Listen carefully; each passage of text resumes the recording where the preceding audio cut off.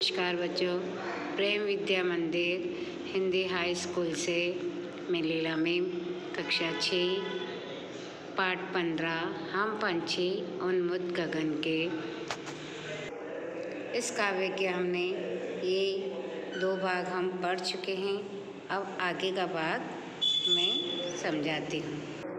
स्वर्ण श्रृंखला के बंधन में अपनी गति उड़ान सब भूले, बस सपनों में देख रहे हैं तरु की फुनगी पर के झूले। स्वर्ण श्रृंखला यानी सोने का बंधन, तरु यानी पेड़, अब फुनगी यानी पेड़ की सबसे ऊपरी टहनी।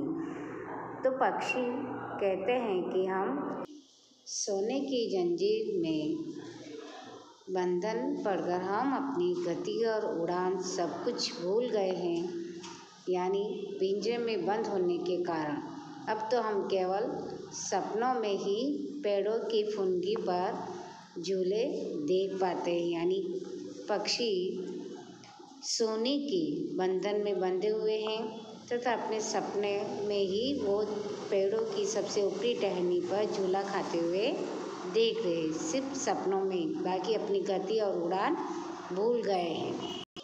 ऐसे थे अरमान के उड़ते नीले नभ की सीमा पाने, लाल किरण सी चोंच खोल चुगते तारक अनार के दाने। तारक यानी तारे, लाल किरण चोंच खोले, नीले नभ यानी नीले आसमान के सीमा में। पक्षी कहते हैं कि हमारी इच्छा तो यह थी कि हम आकाश में ऊंची उड़ान भरकर उसकी सीमा स्पर्श करें, अपनी किरण जैसी लाल चोंच से अनार के दानों जैसे आसमान के तारे दाने चुगे। यानी आसमान में जो तारे हैं उनको अनार के दाने के समान माना है तथा उनको अपनी चोंच, लाल चोंच के द्वारा चुगना चाहते हैं। अतः पक्षी खुले आकाश में अपनी उड़ान भरना चाहते हैं। होती सीमाहीन क्षितिज से इन पंखों की होड़ा होड़ी, या तो क्षितिज मिलन बन जाता या तंती सांसों की डोरी। होड़ा होड़ी यानी स्पर्धा, नीड़ यानी बसेरा, विघ्न यानी बाधा,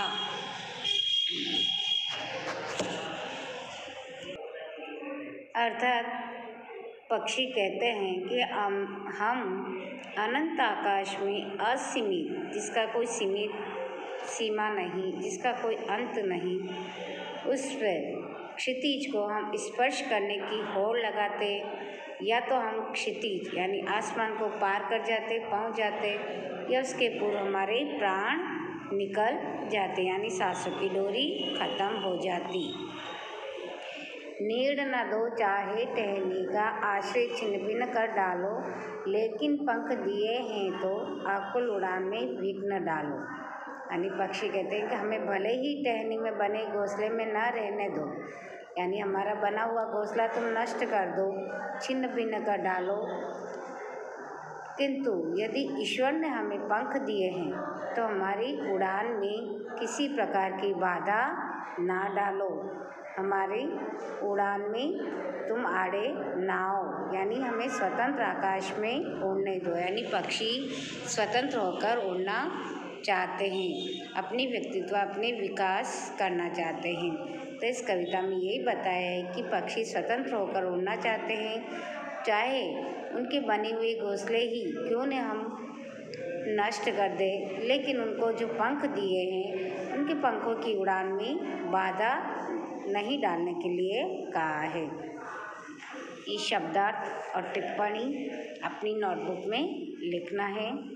अब मैं प्रश्नों के अभ्यास के जो उत्तर है, प्रश्न उत्तर, उनकी PDF भेजूंगी, वो अपनी नोटबुक में कर लेना है। बाय बच्चों।